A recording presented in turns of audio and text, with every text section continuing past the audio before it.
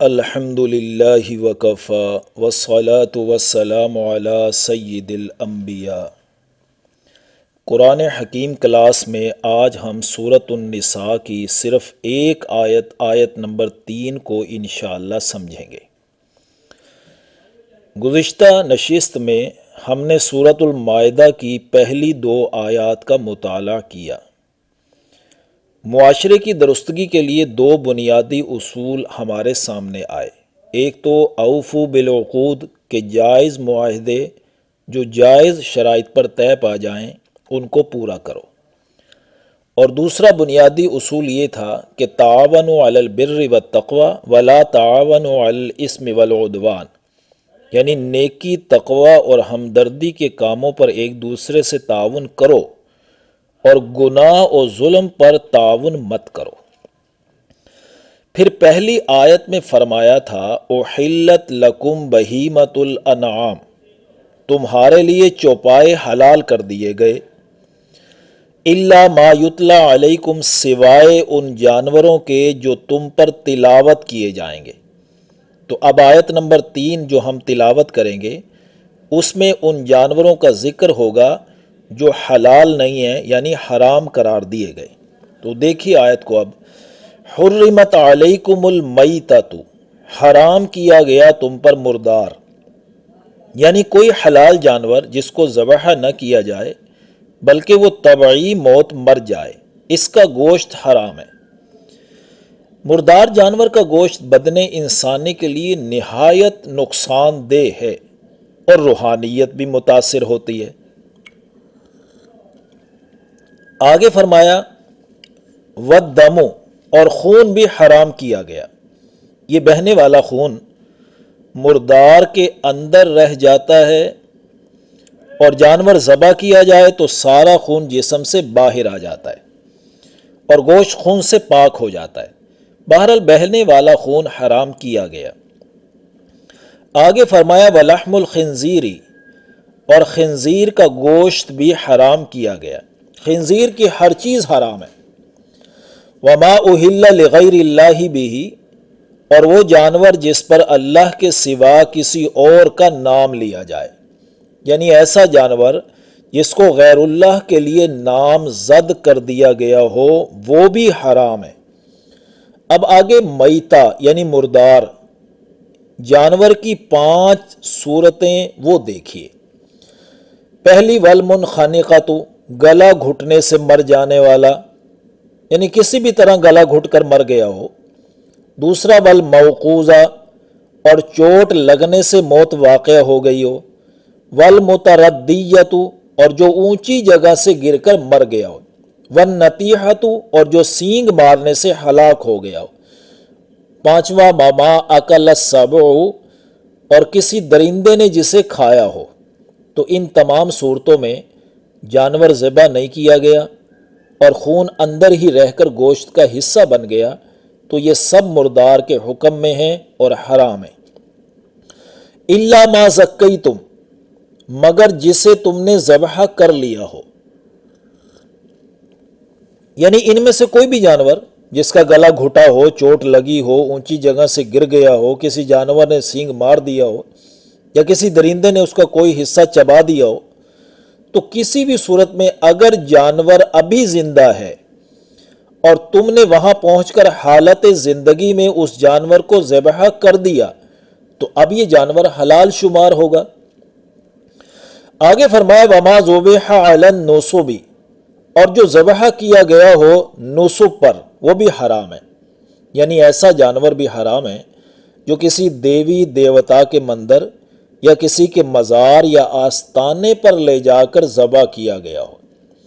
وَأَن تَسْتَقْسِمُوا بِالْأَزْلَامِ، اور یہ کہ تم تقسیم کرو جوئے کے تیروں کے ذریعے، یعنی جوئے ان تیروں کے ذریعے اس انداز میں جو تقسیم کیا گیا گوشت ہے نا، وہ بھی حرام ہے، کیونکہ یہ جوئے کی شکل ہے۔ جاہلیت عرب میں یوں ہوتا تھا کہ کچھ افراد شریک ہو کر ایک جانور ذبح کرتے، پھر اس کا گوشت حصوں میں تقسیم کرنے کی بجائے تیروں کے ذریعے گوشت پر جوا کھیلتے۔ اچھا، اس کے نتیجے میں کسی کو بہت سارا گوشت مل جاتا اور کوئی بالکل محروم رہ جاتا۔ اس آیت میں جو ازلام کا لفظ آیا ہے یہ ظلم کی جمع ہے۔ ظلم اس تیر کو کہتے ہیں جس کے ذریعے جاہلیت عرب میں قسمت آزمائی کی جاتی تھی۔ یہ ازلام یعنی تیر 7 ہوتے تھے جو کعبہ کے مجاور کے پاس ہی رہتے تھے۔ حبل قریش کا جو سب سے بڑا بت تھا، یہ لوگ حبل کے پاس پہنچ کر مجاور کو 100 درہم دیتے۔ وہ مجاور ترکش کو گھما کر تیر نکالتا، اگر ہاں لکھا آتا تو کام کر لیتے اور نہیں لکھا آتا تو کام نہیں کرتے تھے۔ انہوں نے مختلف کاموں کے لیے تیروں کے استعمال کے مختلف طریقوں کو رواج دے رکھا تھا۔ تو آگے فرمایا ذالکم فسق، یہ سب گناہ ہیں۔ اہل علم کے پاس سے فال نامے، جوئے کی بازیاں، لاٹری، ہاتھوں کے نقوش دے کر قسمت کا حال معلوم کرنا وغیرہ وغیرہ سب حرام ہے۔ حضرت ابو درداء رضی اللہ تعالی عنہ کی روایت ہے کہ رسول اللہ صلی اللہ علیہ وسلم نے فرمایا، جس نے کاہن یا نجومی سے خبر طلب کی یا قسمت کا حال معلوم کرنا چاہا یا کسی سفر سے رک جانے کی بدشگونی لی، وہ دن قیامت جنت کی طرف دیکھ بھی نہیں سکے گا۔ آگے فرمایا الیوم یئس الذین کفروا من دینکم، آج کافر تمہارے دین پر غالب آنے سے مایوس ہو چکے ہیں۔ آج سے مراد جس دن یہ آیت نازل ہوئی اس وقت تک جزیرہ نما عرب میں اسلامی غلبہ کے آثار بڑے واضح ہو چکے تھے۔ تو آگے فرمایا فلا تخشوہم واخشونی، پس تم ان کافروں سے مت ڈرو اور مجھ ہی سے ڈرو، یعنی میرے احکام کی مخالفت نہ کرنا۔ آگے فرمایا الیوم اکملت لکم دینکم، آج میں نے تمہارے لیے تمہارے دین کو مکمل کر دیا، واتممت علیکم نعمتی، اور میں نے تم پر اپنا انعام پورا کر دیا، ورضیت لکم الاسلام دینا، اور میں نے تمہارے لیے پسند کر لیا اسلام کو دین، یعنی اب اللہ کے نزدیک پسندیدہ دین صرف اور صرف اسلام ہے۔ اس مقام پر 3 باتیں کی گئی، ایک دین کو مکمل کر دیا، دوسرا نعمت کو پورا کر دیا، تیسرا دین اسلام کو منتخب کر لیا۔ ان تینوں باتوں کو ایک ایک کر کے سمجھیے۔ دین اسلام کو مکمل کرنے سے مراد ہے کہ نسل انسانی کی ہدایت و رہنمائی کا جو سلسلہ آدم علیہ السلام سے شروع ہوا تھا آج وہ مکمل ہو گیا، یعنی قرآن و سنت کی شکل میں انکمپلیٹ فارم، مکمل صورت میں موجود ہے۔ لیکن اس کا یہ مطلب بھی ہرگز نہیں کہ گزشتہ انبیاء کا دین کوئی ناقص تھا، بلکہ دین تو ہر نبی و رسول کا اس زمانہ کے لحاظ سے کامل اور مکمل ہی تھا۔ لیکن اللہ تعالیٰ تو جانتے تھے نا کہ یہ دین آنے والی نسلوں کے لیے مکمل نہیں ہوگا، اس کو ہم منسوخ کر دیں گے اور دوسرا دین و شریعت عطا کریں گے۔ لیکن اسلام قرآن و سنت کی شکل میں دین کی حیثیت سے مکمل کر دیا گیا، یعنی اب دین اسلام ہر قوم، ہر زمانے اور ہر علاقے کے لیے کامل اور مکمل ہے۔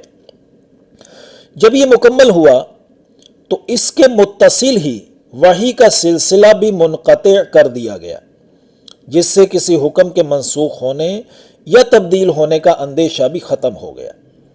اب نئے پیش آنے والے امور کو بھی قرآن و سنت کی روشنی میں اجتہاد کر کے حل کیا جائے گا۔ اچھا، یہی بنیادی بات پاکستانی دستور میں بھی تسلیم کی گئی کہ no legislation will be done repugnant to the Quran and the Sunnah، یعنی کوئی قانون سازی قرآن و سنت کے خلاف نہیں کی جائے گی۔ بہرحال نسل انسانی کی ہدایت و رہنمائی کا جو سلسلہ حضرت آدم علیہ السلام سے شروع ہوا تھا وہ نبی کریم صلی اللہ علیہ وسلم پر قرآن و سنت کی شکل میں انکمپلیٹ فارم ہمارے پاس موجود ہے، یعنی وہ مکمل کر دیا گیا۔ اور دوسری بات بیان کی کہ میں نے نعمت کو پورا کر دیا۔ اس نعمت سے مراد حکومت و خلافت ہے، جس کے ذریعے دین اسلام کے قوانین و احکام کا نفاذ کر کے دنیا کے نظام چلا کر بھی دکھائے گئے اور لوگوں نے اس نظام کے ثمرات و برکات کو بھی اپنی آنکھوں سے دیکھا۔ پھر تیسری بات ذکر کی گئی کہ میں نے تمہارے لیے دین اسلام کو پسند کر لیا، یعنی منتخب کر لیا۔ اس سے مراد ہے کہ اب قیامت تک یہی دین رہے گا، منسوخ نہیں ہوگا، اور اسی پر آخرت میں نجات کا انحصار ہے، اسی پہ ڈیپینڈ کرے گا۔ لہٰذا اس نعمت کا شکر بھی ادا کرو اور اسی دین پر پورے قائم بھی رہو۔ حضرت ابن عباس رضی اللہ تعالیٰ عنہ فرماتے ہیں، یہ آیت قرآن کریم کی آخری آیتوں میں سے ہے۔ اس آیت کے 81 روز بعد آپ صلی اللہ علیہ وسلم دنیا سے رخصت ہو گئے۔ یہ آیت مبارکہ اس وقت نازل ہوئی جب آپ صلی اللہ علیہ وسلم سید الایام یوم عرفہ بروز جمعہ وقت عصر میدان عرفات میں 1.5 لاکھ صحابہ کرام کے مجمع میں حج کے بڑے رکن وقوف عرفات میں مشغول اپنی ناقہ یعنی اونٹنی عذبہ پر سوار تھے۔ بہرحال اس کامل و مکمل دین اسلام پر عمل پیرا ہونا ضروری قرار دیا گیا۔ اب فرمایا فَمَنِ اسْتُرَّ فِي مَخْمَصَةٍ، پھر جو شخص بھوک میں لاچار ہو جائے۔ اس کا تعلق شروع آیت سے ہے، یہاں جانوروں کی حرمت بیان کی گئی۔ یہاں اب بتایا جا رہا ہے کہ کوئی شخص ایسا مجبور ہو جائے کہ حرام کردہ اشیاء کے علاوہ کوئی چیز بھی دستیاب نہ ہو تو اتنا کھا لے جس سے جان بچ جائے، غیر متجانف لاسم، بشرطے کہ کسی گناہ کی طرف اس کا میلان نہ ہو، یعنی اللہ کی نافرمانی کے جذبے سے نہ کھائے اور نہ ہی ضرورت سے زائد کھائے۔ اس حکم کی تفصیل ہم سورۃ البقرہ آیت نمبر 173 میں غیر باغ ولا عاد کے تحت بیان کر چکے ہیں۔ آیت کے آخر میں فرمایا فَإِنَّ اللَّهَ غَفُورٌ الرحیم، تو بے شک اللہ تعالیٰ غفور الرحیم ہے۔ تو اللہ تعالیٰ سے دعا ہے کہ وہ ذات ہمیں کامل و مکمل دین اسلام ہی کے مطابق عمل پیرا ہونے کی توفیق نصیب فرمائے، آمین یا رب العالمین۔